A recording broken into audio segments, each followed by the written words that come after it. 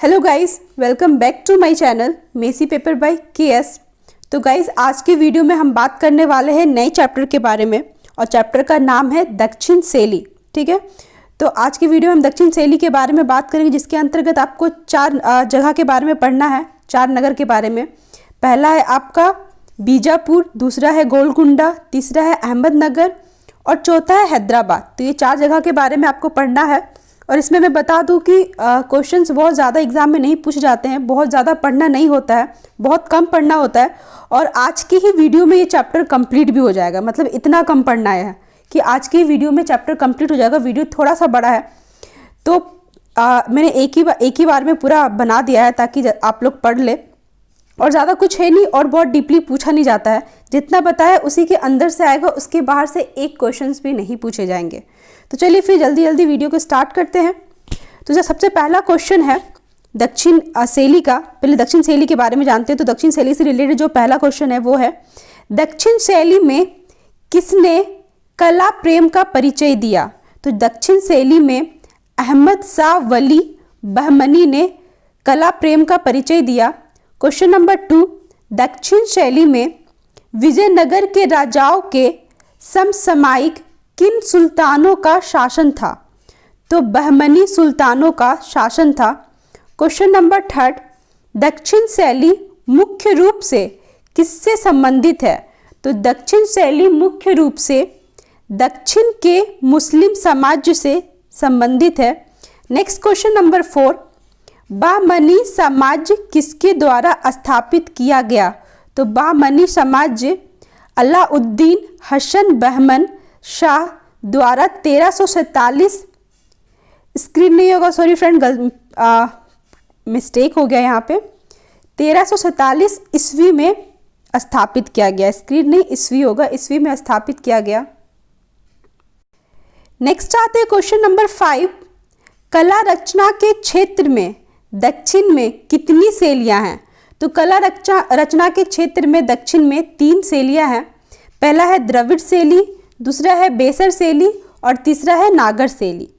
Next आते हैं question number 6, नागर शैली को और किस नाम से जानते हैं? तो नागर शैली को आर्यवर्त नाम से भी जानते हैं।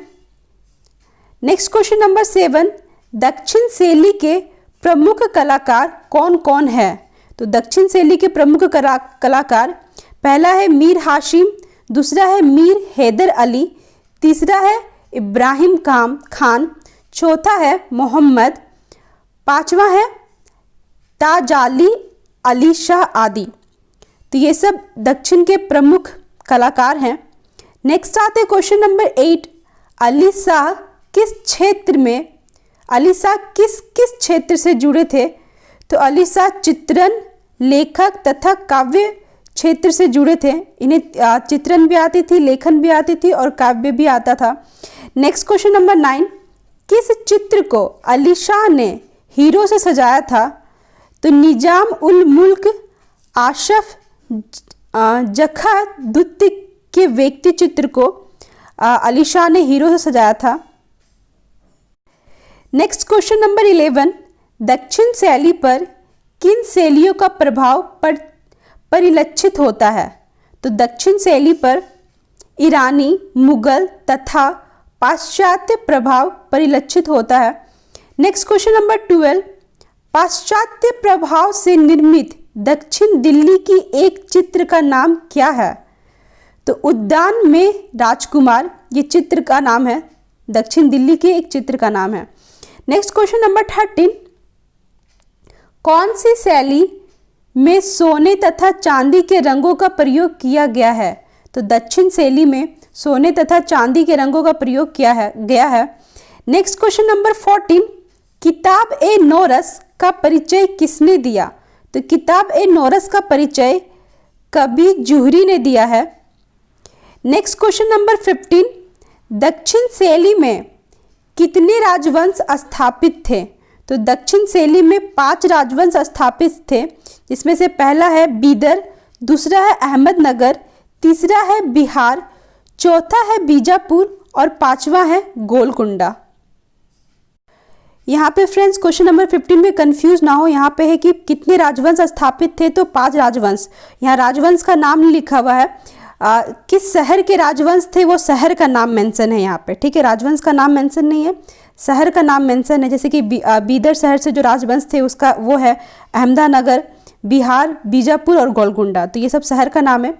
और इस शहर के जो राजवंश थे वही दक्षिण शैली मतलब दक्षिण शैली में कितने राजवंश स्थापित थे, तो यही सब शहर के अलग अलग शहर के एक एक राजवंश स्थापित थे। नेक्स्ट आते हैं क्वेश्चन नंबर 16, अहमद शाह वली के मकबरे पर कहाँ का प्रभाव है, तो अहमद शाह वली के मकबरे पर ईरानी प्रभाव है। नेक्स्ट क्वेश्चन नंबर 17, बीदर में किस वंश का शासन था, तो बीदर में निजाम शाही वंश का शासन था। नेक्स्ट क्वेश्चन नंबर 18, अहमदनगर में किस राजवंश का शासन था, अहमदनगर में इब्राहिम आदिल शाह द्वितीय राजवंश का शासक था। नेक्स्ट क्वेश्चन नंबर 19, बिहार में किस राजवंश का शासन था, तो बिहार में इमाद शाही वंश का शासन था। नेक्स्ट क्वेश्चन नंबर 20, बीजापुर में किस वंश का शासन था, तो बीजापुर में आदिल शाह वंश का शासन था। नेक्स्ट आते हैं क्वेश्चन नंबर 21, गोलकुंडा में किस वंश का शासन था, तो गोलकुंडा में कुतुब शाही वंश का शासन था। नेक्स्ट क्वेश्चन नंबर 23, कितनी राजवंश का चित्रकला की दृष्टि से विशेष महत्व है, तो 3, पहला है बीजापुर, दूसरा है गोलकुंडा और तीसरा है अहमदनगर। गाइस अब बात करेंगे बीजापुर के बारे में। तो सबसे पहला क्वेश्चन है बीजापुर से, बीजापुर के शासक का नाम क्या था, तो बीजापुर के शासक का नाम इब्राहिम आदिल शाह द्वितीय था। नेक्स्ट क्वेश्चन नंबर 2, बीजापुर किसके समय में अत्यधिक उत्तीर्ण पे था, तो इब्राहिम आदिल शाह द्वितीय के समय में बीजापुर अधिक उत्तीर्ण पर था। नेक्स्ट आते हैं क्वेश्चन नंबर 3, आदिल शाह की राज्य काल में कौन सा ग्रंथ चित्रित हुआ है, तो नुजूम अल उलूम, ठीक है, नुजूम उल अलूम ये ग्रंथ है जो चित्रित हुआ है आदिल शाह के राज्यकाल में। नेक्स्ट क्वेश्चन नंबर 4, नुजूम अल उलूम पोथी में कितने चित्र हैं, तो 876 चित्र चित्रित हैं। नेक्स्ट क्वेश्चन नंबर 5, 1570 ईस्वी में नुजूम अल उलूम का चित्र कहाँ चित्रित हुआ, तो बीजापुर में चित्रित हुआ है।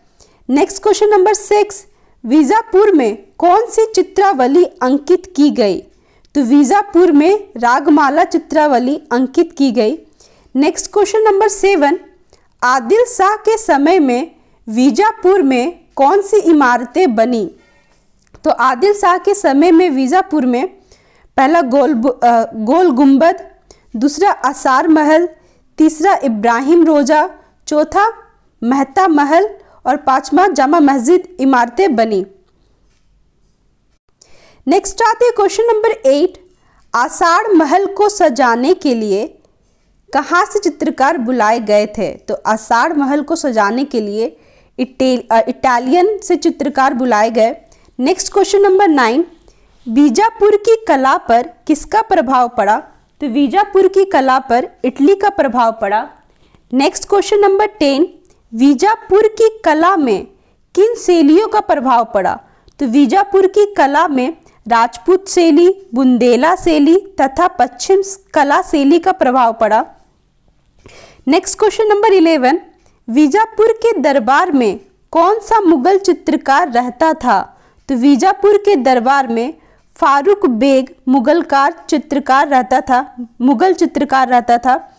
नेक्स्ट क्वेश्चन नंबर 12, बीजापुर में 150 मील दूर 1583 ईस्वी में कलाकृतियों की दुकान किसने स्थापित की थी, ठीक है, बीजापुर से 100 मील की दूरी पर और टाइम है 1583 ईस्वी में कलाकृतियों की, सिर्फ जो दुकान थी वो कलाकृतियों की थी, तो कलाकृतियों की दुकान किसने स्थापित की थी, तो जेम्स स्टोरी ने स्थापित की थी। नेक्स्ट आते हैं क्वेश्चन नंबर 13, बीजापुर की स्थापना किसने और कब की थी? तो बीजापुर की स्थापना 1490 ईस्वी में यूसुफ आदिल शाह ने की थी।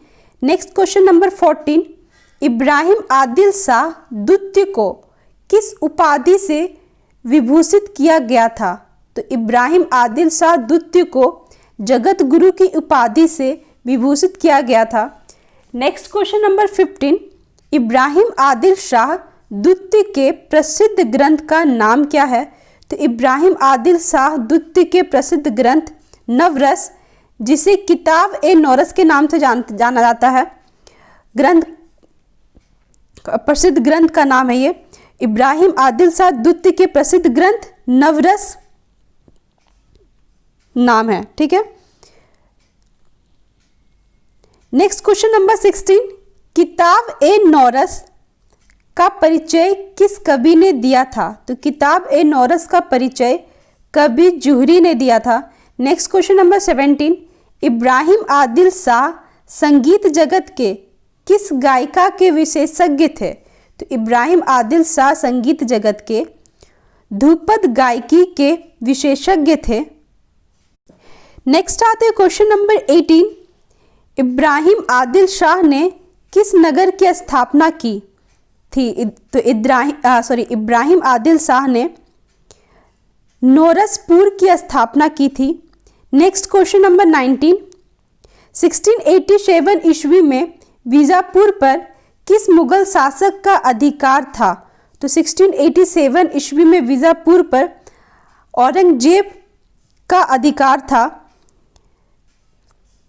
नेक्स्ट क्वेश्चन नंबर 20, किस मुगल चित्रकार का बीजापुर से आदिल शाह सुल्तान से संपर्क था? तो मीर हसीम का जो है आदिल शाह सुल्तान से संपर्क था। तो फ्रेंड्स बीजापुर में इतना ही पढ़ना है। नेक्स्ट आते हैं अब गोलकुंडा के बारे में। तो गोलकुंडा का जो पहला क्वेश्चन है वो है, गोलकुंडा का प्राचीन एवं प्रसिद्ध बंदरगाह कौन सा था? तो गोलकुंडा का प्राचीन एवं प्रसिद्ध बंदरगाह मुसलीपट्टम है, मुसलीपट्टम, जो गोलकुंडा का प्राचीन और प्रसिद्ध बंदरगाह है। नेक्स्ट आते हैं क्वेश्चन नंबर 2, मुसलीपट्टम नगर के किनारे अंग्रेजों द्वारा स्थापित की जाने वाली कार्यशाला के अध्यक्ष कौन थे? तो विलियम मेथवर्ल्ड जो मुसलीपट्टम नगर के किनारे अंग्रेजों द्वारा स्थापित की जाने वाली कार्यशाला के अध्यक्ष थे। नेक्स्ट आते 3 नंबर, पेंटिंग हैंगिंग्स किस क्षेत्र से मिलती है? तो मुसलीपट्टम क्षेत्र से मिलती है ये painting. Next question number 4, Vijayanagar की पराजय से सर्वाधिक लाभ किसको हुआ? तो विजयनगर की पराजय से सर्वाधिक लाभ गोलकुंडा को हुआ। नेक्स्ट क्वेश्चन नंबर 5, गोलकुंडा पर घेरा किस मुगल शासक ने डाला था? तो गोलकुंडा पर घेरा औरंगजेब ने 1687 ईस्वी में शासक डाला था घेरा। उस समय उन्होंने घेरा, एक बार फिर से रिपीट करते हैं कि गोलकुंडा पर घेरा किस मुगल शासक ने डाला था? तो गोलकुंडा पर घेरा औरंगजेब ने 1687 ईस्वी में डाला था। तो फ्रेंड्स गोलकुंडा के बारे में बस 5 ही क्वेश्चंस पढ़ने हैं, इससे ज़्यादा नहीं, मतलब इससे ज़्यादा पूछा ही नहीं जाएगा। और गोलकुंडा से क्वेश्चंस बहुत कम चांसेस होते हैं एग्जाम में आने के। सॉरी फ्रेंड्स, इससे और भी क्वेश्चंस है, मैंने देखा नहीं था, मुझे लगा 5 ही है, लेकिन और भी क्वेश्चन है। तो चलिए आगे पढ़ते हैं, गोलकुंडा के बारे में ही जानते हैं। तो नेक्स्ट क्वेश्चन नंबर 6, गोलकुंडा में कौन से पोथी चित्रित की गई? तो गोलकुंडा में दीवान ए हाफिज पोथी चित्रित की गई। नेक्स्ट क्वेश्चन नंबर 7, गोलकुंडा में कौन सी चित्रशाला विशेष प्रसिद्ध है? तो गोलकुंडा में पट चित्रकला, चित्रशाला नहीं चित्रकला, गोलकुंडा में कौन सी चित्रकला विशेष प्रसिद्ध है? तो गोलकुंडा में पट चित्रकला विशेष प्रसिद्ध है। नेक्स्ट क्वेश्चन नंबर 8, गोलकुंडा में किस पक्षी का चित्र अधिक है? तो गोलकुंडा में मयूर पक्षी का चित्र अधिक है। नेक्स्ट क्वेश्चन नंबर 9, दक्षिण चित्रकारों में किसका नाम महत्वपूर्ण है?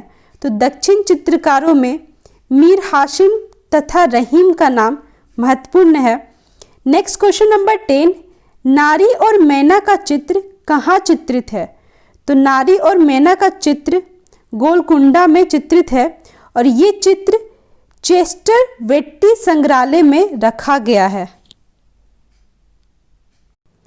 तो फ्रेंड्स, गोलकुंडा से सिर्फ 10 क्वेश्चन ही थे और अब बात करते हैं अहमदनगर, और अहमदनगर से बस यही 4 क्वेश्चन है, इससे ज़्यादा अहमदनगर से नहीं पूछा जाता है, मतलब बहुत कम चांसेस होते हैं अहमदनगर से आने के। ठीक है, तो चलिए स्टार्ट करते हैं। फिर जो पहला क्वेश्चन है, विजयनगर को हराने में किस शासक का हाथ था?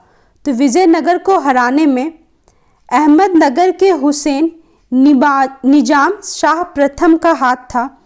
नेक्स्ट क्वेश्चन नंबर 2, अहमदनगर में किस ग्रंथ के चित्र बने थे? तो अहमदनगर के नगर में रागमाला ग्रंथ के चित्र बने थे। नेक्स्ट क्वेश्चन नंबर 3, अहमदनगर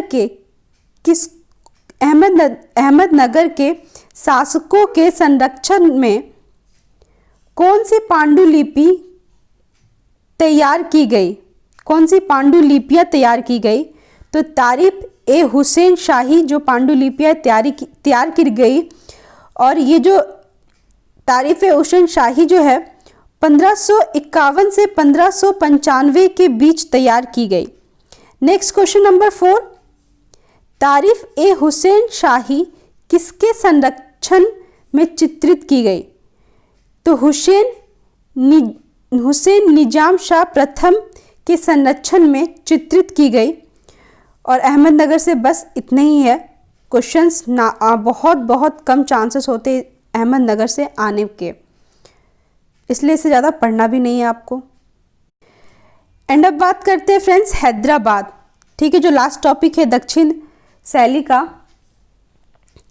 तो पहला क्वेश्चन है हैदराबाद से, हैदराबाद नामक नगर किसने बसाया? तो हैदराबाद नामक नगर मोहम्मद कुली ने बसाया। नेक्स्ट क्वेश्चन नंबर 2, हैदराबाद की सबसे सुंदर इमारत कौन सी है? तो हैदराबाद की सबसे सुंदर इमारत चार मीनार है। नेक्स्ट क्वेश्चन नंबर 3, चार मीनार का निर्माण किसने और कब कराया? तो चार मीनार का निर्माण 1551 ईस्वी में मोहम्मद कुली ने कराया। नेक्स्ट क्वेश्चन नंबर 4, हैदराबादी कला में कौन से चित्र बहुत कम प्राप्त हुए हैं? तो हैदराबादी कला में आखेट के चित्र बहुत कम प्राप्त हुए हैं, और आखेट का यहाँ पे मीनिंग होता है शिकार के चित्र, जो पशु का जो शिकार करते हैं, जो पहले प्रागैतिहासिक काल में देखिएगा आखेट का जिक्र मिलेगा बहुत ज़्यादा। तो उस समय के लोग प्रागैतिहासिक लोग जो शिकार करते थे तो उससे रिलेटेड चित्र बनाते थे, तो वही है कि शिकार का दृश्य। तो आखेट के चित्र जो है कम मिले हैं। नेक्स्ट आते हैं फ्रेंड्स क्वेश्चन नंबर 5, हैदराबादी कला में किस पर चित्रण किया गया था? तो हैदराबादी कला में कांच पर चित्रण किया गया था। नेक्स्ट आते हैं क्वेश्चन नंबर 6, हैदराबादी कला में किस पक्षी का चित्रण हुआ? तो हैदराबादी कला में मयूर पक्षी का चित्रण हुआ। नेक्स्ट क्वेश्चन नंबर 7, हैदराबादी का कौन सा शासक चित्रकला में बहुत रुचि रखता था? तो हैदराबादी का आसिफ जहां प्रथम शासक चित्रकला में बहुत रुचि रखता था। नेक्स्ट आते हैं क्वेश्चन नंबर 8, हैदराबाद में मक्का मस्जिद का निर्माण किसने कराया? तो हैदराबाद में मक्का मस्जिद का निर्माण मोहम्मद कुतुब शाह ने कराया। तो फ्रेंड्स हैदराबाद से बस 8 ही क्वेश्चन है, इससे ज़्यादा एग्जाम में नहीं पूछे जाएंगे, मतलब बहुत कम ही, इससे भी कम चांस होते हैं एग्जाम में आने के। लेकिन हाँ, आपके सिलेबस में है तो आपको पढ़ना है, और जितना मैंने बताया बहुत ज़्यादा नहीं बताया है, सिलेक्टेड है सारे, तो इसलिए सारे के सारे ज़रूर लर्न कर ले। दक्षिण शैली में आएंगे तो इसी के अंदर से आएंगे, इससे बाहर नहीं आएंगे। तो हाँ, इतना ज़रूर लर्न कर ले। और अब टाइम नज़दीक आ रहा है तो ज़्यादा से ज़्यादा स्टडी पे फोकस करें, मतलब ज़्यादा लर्न करने की। और जितना भी मैंने प्रीवियस ऑलरेडी बहुत सारा कुछ बता रखा है, बहुत सारे चैप्टर्स पे वीडियोस अपलोड हो रखे हैं, तो वो सबको रिवाइज भी करते रहे ताकि आप बैक के जितने भी क्वेश्चन से भूलो नहीं और पढ़ो। एंड फ्रेंड्स, आज की वीडियो में इतना ही। अगर वीडियो आपको पसंद आया तो प्लीज़ एक लाइक ज़रूर कीजिएगा। कुछ समझ नहीं आया तो कमेंट कीजिएगा, कमेंट सेक्शन में कमेंट करके आप पूछ सकते हैं। और हाँ, अगर आप चैनल पे नए हैं तो चैनल को प्लीज़ सब्सक्राइब कर दीजिए, बेल आइकन पे क्लिक कर लीजिए ताकि आपको मेरे वीडियोस की जितनी भी नोटिफिकेशन है बैक टू बैक मिलते रहे। तो चलिए फ्रेंड्स, फिर मिलती हूँ मैं आपसे नेक्स्ट वीडियो में। तब तक अपना ख्याल रखें। नमस्ते।